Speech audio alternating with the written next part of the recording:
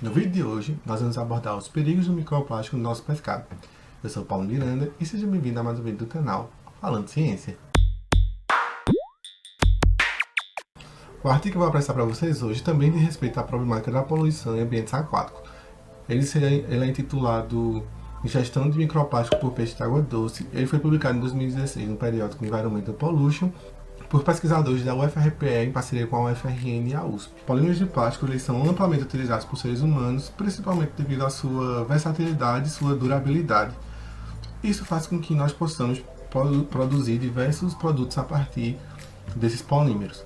Porém, o plástico acabou se tornando uma problemática ambiental devido ao descarte incorreto desse plástico, aliado ao fato de que o plástico demora muito tempo para poder se decompor no meio ambiente, culminando então em um acúmulo gradativo de plástico nos ecossistemas. Quando esse plástico ele começa a ser deteriorado e se fragmentar, ele pode se fragmentar em partículas pequenas que podem chegar até 1 milímetro de comprimento ou até mesmo também até 5 milímetros de comprimento. Qualquer partícula de plástico que possua até 5 milímetros de comprimento, de tamanho na verdade, ele é considerado então como microplástico. Uma vez que esses polímeros de plástico possuem sua estrutura, alguns contaminantes como metais pesados, os fenóis, que é o que caracteriza então, consegue prover para o plástico maleabilidade ou dureza, né, adicionar metal, por exemplo, à sua estrutura. Esse plástico que está presente no ambiente começa a ser deteriorado, vai liberando aos poucos esses metais, fazendo então com que a concentração de metal presente no ambiente aumente de forma gradativa, deixando o ambiente mais tóxico. Porém, a ingestão de plástico é um dos impactos mais comuns associados ao plástico, né?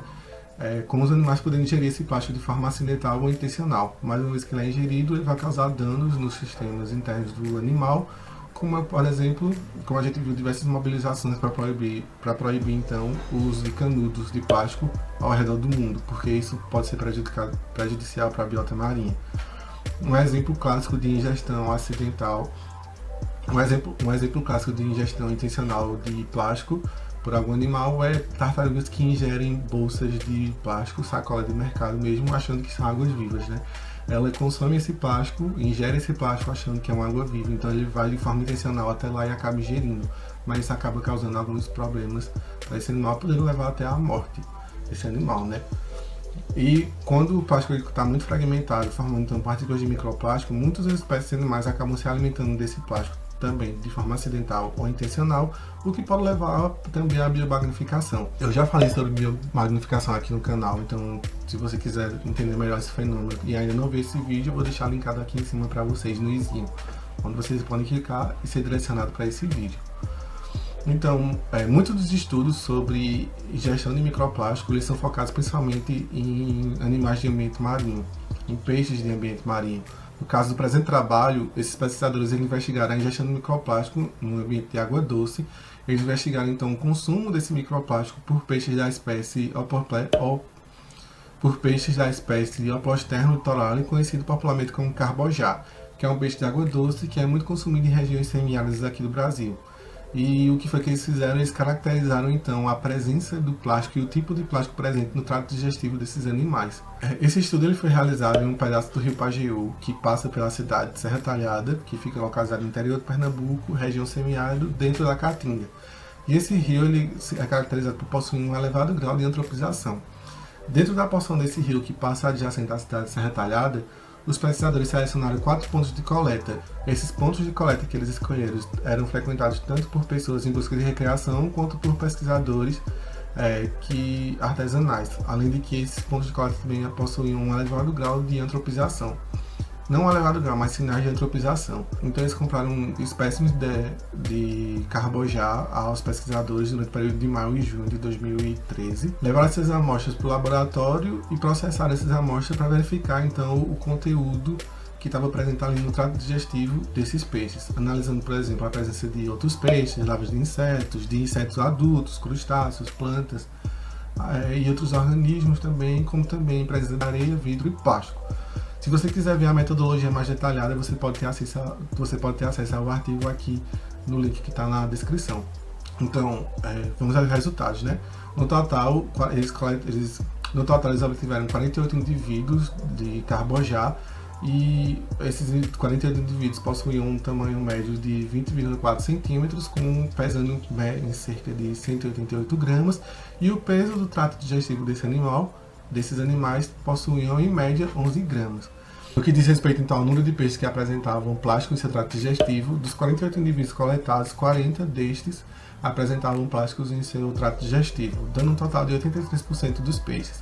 E eles chegaram a apresentar então 176 resíduos de plástico distribuídos entre os 40 peixes, sendo que tinha animais que apresentavam apenas um resíduo de plástico e animais que apresentavam até 12 resíduos de plástico. O tamanho desse plástico ele variou entre 1 a 12 milímetros, sendo que das 176 resíduos que eles coletaram, 156 deles possuíam um tamanho igual ou inferior a 5 milímetros, caracterizando então como microplástico, ou seja, esses animais possuem em sua maioria microplástico no seu trato digestivo. Vale ressaltar então que esses tamanhos maiores de plástico foram obtidos de animais que possuem um tamanho maior, né?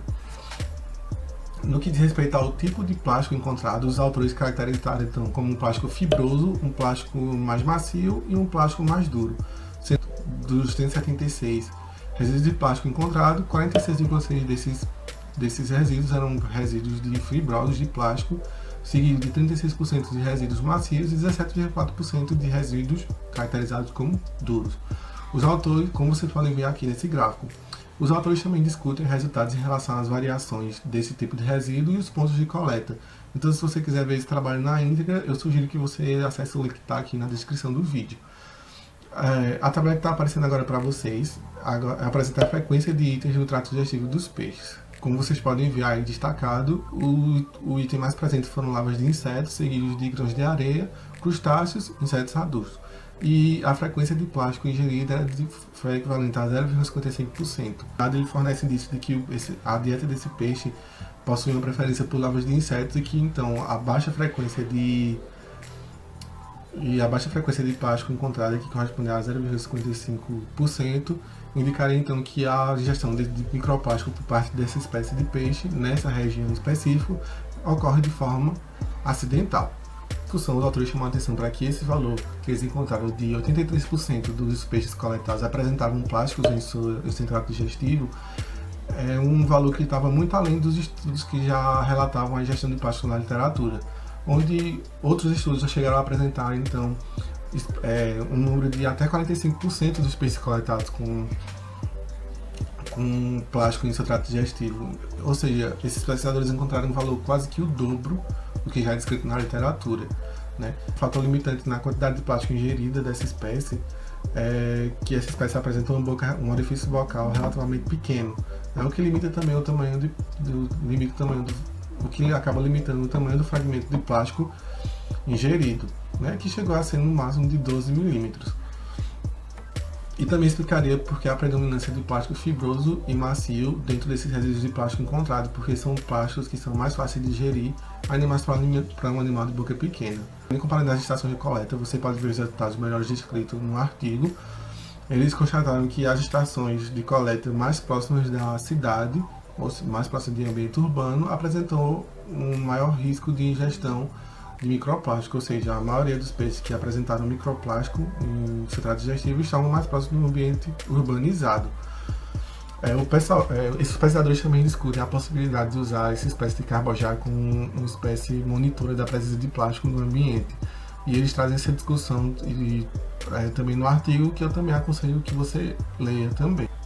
Então, para concluir, os autores destacam que o estudo deles indicou a maior frequência de ingestão de plástico em peixes já registrada, como eu falei, com 83% dos animais apresentando resíduo de plástico em seu trato digestivo, e também eles constataram que um ambiente aquático, quando mais próximos ao ambiente urbanizado, tende a ter a probabilidade de ingerir plástico de mal aumentada, né? Bom, esse foi o vídeo de hoje, eu espero que vocês tenham gostado. Se você gostou, deixa o like, comenta, compartilha e faz o seguinte, deixa aí nos comentários o que é que você faz então para conseguir diminuir a geração de resíduos de plástico, para que esse resíduo não vá parar no meio ambiente, tá certo? Eu sou o Paulo Miranda e é nessa que eu vou.